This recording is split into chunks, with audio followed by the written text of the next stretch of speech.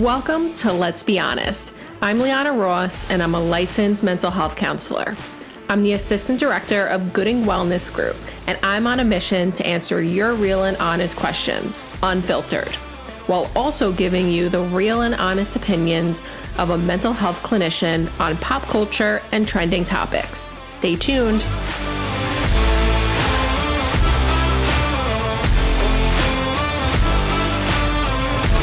Welcome back to Let's Be Honest podcast. I'm Liana, and I'm a licensed mental health counselor. And this podcast is all about answering your questions and requested topics and giving my take on trending topics and pop culture.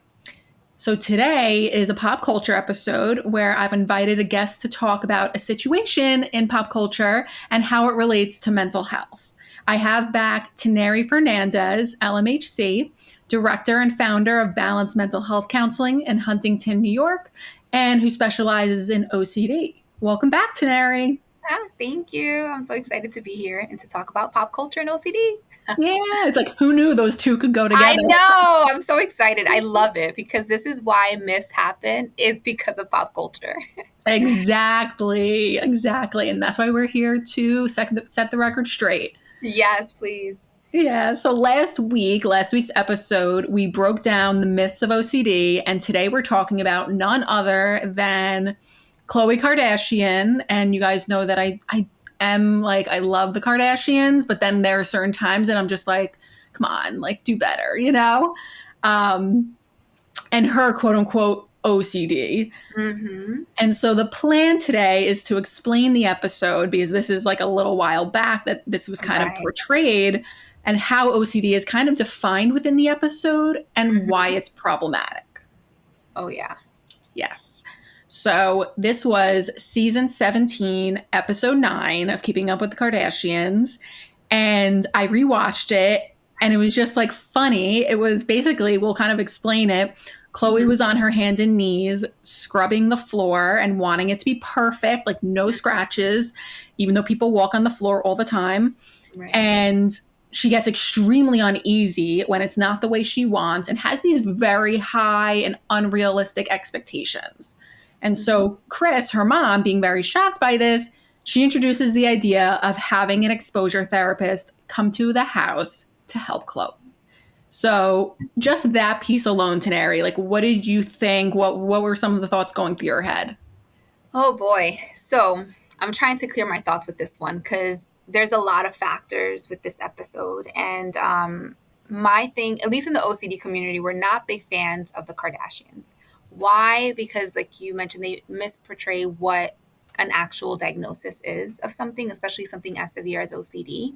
So in that specific episode, the way they had the exposure therapist come in, fine, that's great. Exposure therapists can come to your home. They can do that. But there was a part in the episode where she has her open up her refrigerator and she says, oh, can you remove 2 samples of something? And then she picks, I think, an orange and a red, and she switches it. The exposure therapist says, make sure you're doing your breathing. She says something like that. You do not do that during exposure. And I'm like surprised because this provider, I didn't look her up. I should have, but she said she is like one of the leading providers in OCD in her area. So when she said that, I was very taken back because the OCD community is very strong on like, we don't want to do coping skills when we're in exposure, because the whole point of it is you want to tolerate it, you want to accept it, you want to know like you don't need a coping skill because there's nothing wrong with what's going on. Like we know coping skills is when something is wrong. There's nothing wrong going on. So that was like my biggest thing that I was like, okay. The other things that everything she was doing was very minimal, right? It was like a very minimal exposure, which again, we don't know their scenario. We don't know their situation. We don't know what they want to portray on TV, right? So as an outsider, we really need to see that this is a television show, right? This is a reality show that's being programmed to show what they want us to see. I don't know, maybe Khloe really does have OCD. Maybe she does. I don't know because she's not in my room or in my office and I'm not evaluating her. So I can't say Khloe Kardashian does not have OCD. She probably does. But the way they portray it on TV is very superficial. It's very much she's enjoying what she's doing. Like she said, there was a part of the video that she said, I think it was her mom mentioned to her, oh, she's probably going to have you, go to your closet and organize something and blah, blah, blah, blah. And then Khloe was like, oh, but that's what I love to do. I could do that all day. People with OCD do not want to do their compulsions all day. They do not. Like it is something that is unbearable. They have these extreme thoughts and visual images of things that are fearful, they feel life threatening to them, that they have to do these compulsions. So the way she talks about it is so like fun, like cool, like, oh, this is such a bothersome thing, like let me just take it off and I'll feel so much better. Like it's very minimal. So that's what really bothered me about that episode, is that it does not portray OCD whatsoever at all.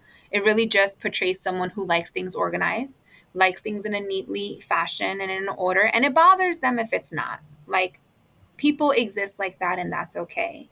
But is it true OCD the way that video shows it? No.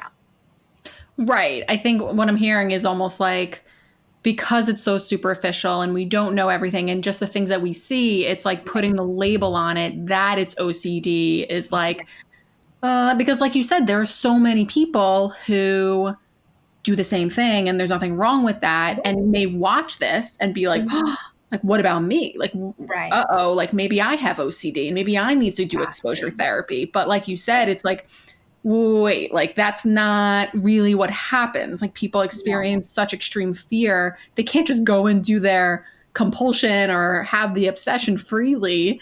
And I could imagine that like this therapist kind of coming in, like talk about no rapport building. I know. Like it's not therapy. Like what she did was just for the show. Like she Yeah. just came in and was like, all right, we're gonna do some things. Like she did not talk about psychoeducation, which is extremely important in any treatment with OCD. I did not hear her. Maybe they did these things. I don't know, right? But the biggest part is really knowing what OCD is. It's knowing that these obsessions really are making you believe that you need to do these compulsions or else, right? Mm-hmm. There's like a fear related to it, or else X is going to happen. So people really feel like they're trapped in this cycle of like, I need to feel like I have to do these compulsions or else my obsessions are true.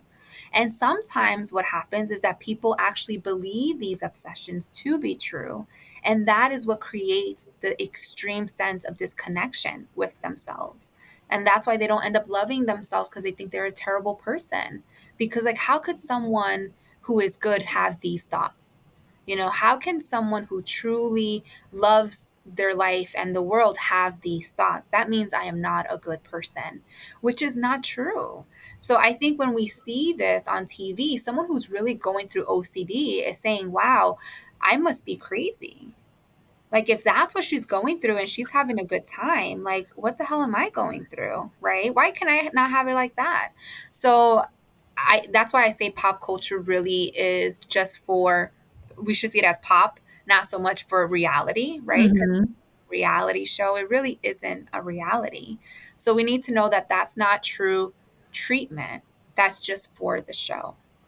Yes, it's so important to know like how different it is, and it goes back to, I had a previous episode where I talked about Kim Kardashian with the Met Gala dress and that whole thing, Yes.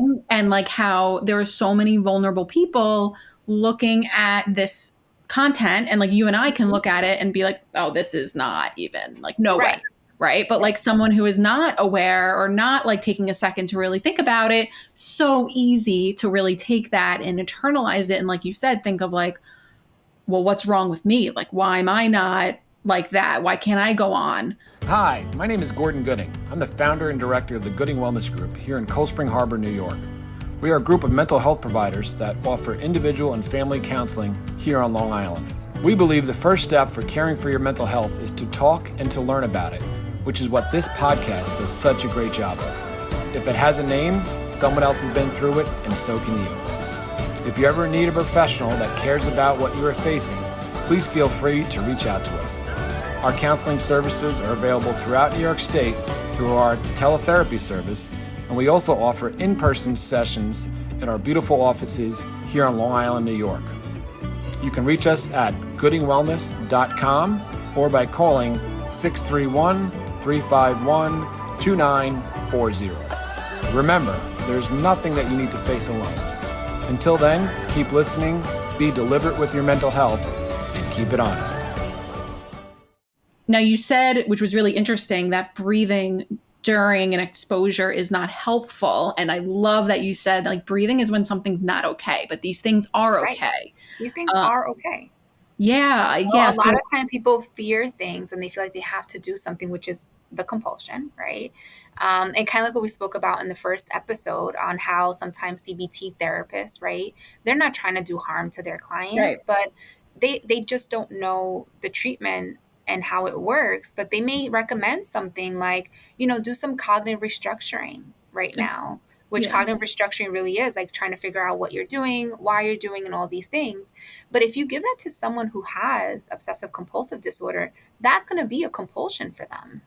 The actual cognitive restructuring or the deep breathing is going to be the compulsion. So we want to know, like, there is no bad right now. And I tell this to my clients, like, if we're doing something is because there is no bad, right? Our brain is telling us it is. So therefore, we got to be safe. So we do a safety behavior. But why do we need safety behaviors if we're already safe? It's safety like letting our brain know we're good. Right. Safety behaviors are for when we actually need them. Something is happening. I'm not going to tell you, oh, no, don't do it because you have OCD. If you really have to do something because it's a safety matter, go for it. Do it. You need it. But if it's not, if it's just because we feel that something bad may happen or we think something bad is going to happen, we don't need it. So we got to be very careful about safety behaviors. And people with OCD are very, very sneaky with them. Like, they're very good at like manipulating their own thoughts and saying like, no, that's not a safety behavior. Like, what I did was what I did. So I think when therapists are trained at it, they really can pinpoint like, no, you're doing a safety behavior right now. That's exactly what you're doing. Yes, which is so important to, again, work with someone who specializes in OCD. It can, it's so easy to. I know, but the whole pop culture, like, I'm so over it. I'm like, don't do this to people. Don't put it out there and give them misinformation. But that's our reality. It's what we have around us. So I even tell my own clients, I'm like, look, if I have a client who's afraid of, seeing certain images, I will tell them, see more of it. You got to see more of it. So if we have pop culture in our world, doesn't mean we have to X them out. It doesn't mean we have to say, no, we can't watch this anymore. We watch it and then we realize like, okay, how much am I really going to take in from this? How much am I believing them who's not a professional? But how about I go to the IOCDF website and really see what truly is OCD and see if that feels like that's me, then I'm going to seek out help. Right. But if we're constantly looking for information and seeking reassurance on things, then we got to be careful about that too. Right. Because that's part of like the OCD is constantly looking for different outlets. How can I get the reassurance here that I need or the reassurance there that I need? So it can be a little complex. Yeah. It's like, also I'm hearing like challenging what you hear on pop culture. Like if, let's say, watching this episode and you're like, like, wait, I don't get that. Like I feel uneasy when I rearrange my fruits. Like, exactly. Like, okay, let me research that. And let me just be, intuitive and analytical. With the breathing, like when she said that, what would someone be doing instead? Like sitting with the uncomfortability? So there's two forms of it. One of them could be, I think there was a part of the episode where she was in her closet and she sat down and she put the timer and she was sitting with it, right? So the interesting part of that is that is one way, right? You would sit with it and just sit with the discomfort and slowly notice the anxiety be up here and slowly it going down, right? You're not doing anything, you're just being there, right? Another thing is what happened towards the end. Before her timer went off, you noticed that her daughter came in and she got distracted with her daughter. That is ideally what we want to do. We want to know that we just did something, but we can still live our life. What she did there in that moment, even though, like, again, I don't know if that was real exposure for her or not, but what happened in that moment when her daughter came in and she was interacting with her daughter and speaking with her daughter and went to give her a hug, that is what we need to do during an exposure. We want to still do what we normally do, even though we're in a high stressed environment. So if I told someone, okay, what I want you to do now is I want you to eat something with your hands that you did not wash, right? And they're like, absolutely not. Like, I may throw up. I don't want to do it. And I said, well, let's just go for it. Let's just see. I want you to just eat it. Go for it. And then they eat it, right? Ideally, yes, I could sit there and just wait for it to pass. Or I can say, oh, didn't you have some homework or something you had to do? Right. And then they're going to be like, yeah, I have this like really intense like homework assignment that I have, but I'm so anxious and so scared. I can't think about it right now. Right. Mm-hmm. I'll probably say, well, let's just go for it. Let's just see. Show me what you have. Right. And they're in their environment. They're actually doing their homework or they're studying as they're letting that food or whatever sit in their body. And they're super scared of what is happening. They'll notice that when we're done having that conversation, they probably kind of forgot that they had what they had in their body. Right. So then they learn like, wait, I was able to do that. I was Mm-hmm. able to still live my life and do what I need to do. And nothing bad happened, but could something possibly happen, right? Could you maybe go home later, 15, 20 minutes from now and throw up? Yes. But isn't that something we normally do anyway when we're sick? Yeah. Yeah. So I'm never telling my patients, like, I guarantee you're not going to throw up today. I guarantee that everything we're going to do is going to be safe where you're not going to throw up, but let's expose ourselves anyway. No, anything we do has the possibility, right? So we need to know that we're hoping those things don't happen, but if they do, that's part of life. And we're here to work on it together. Yeah, it's kind of like taking the power out of it. Like throwing up isn't, I can imagine like when we're in that place, it's like, oh my God, I cannot throw up. It's the worst thing ever that could happen to me. So it's kind of like taking it off the pedestal. Just like in this episode, it's like if her fruit gets rearranged, Right. it's okay. Like that's normal. That's a healthy part of life and it's going to feel uncomfortable. Right, exactly. So I think that's more of what we want to realize is like OCD is we're getting used to the idea of that there's discomfort. It's going to be there, but can we handle it? Can we get through it? Absolutely. Like this is one of the main reasons why I love working with clients with OCD is because they come in and they always feel like there is no hope. There's no hope. I'm not going to get better. This is just what life is going to be like. Life really sucks. And majority of people with OCD have major depressive disorder because it's so intense that they're like, life is just not worth living. So I think what happens when a client realizes that they do have more power than they thought they did, and they are able to live life and have a beautiful life and do things that they couldn't have done before, the depression completely dissolves. Like I notice a majority of all my clients' depression is not even there, is non-existent because the main reason wasn't major depression. That didn't come first. That was a co-occurring disorder because of the OCD. So when the OCD gets better, depression goes away. Makes sense. Like you said, it's a lot of like helplessness, hopelessness. I could imagine it's like feeling trapped.